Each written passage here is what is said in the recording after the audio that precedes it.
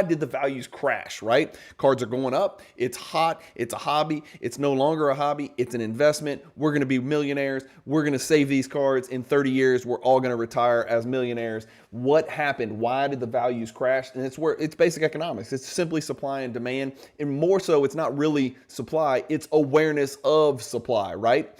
Because at first the perception was these cards are rare. I've got the Griffey Jr. and you don't. And then at some point you realize I've got the Griffey Jr. and you do, right? Everybody did.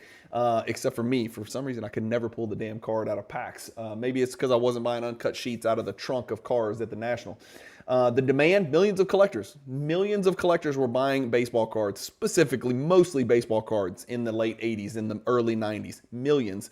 But supply, card companies decided to print print for a demand of 20 to 30 million collectors. And so that caught up for a while there, right? They were printing for 3 million collectors, even though we only had 1 million in 87.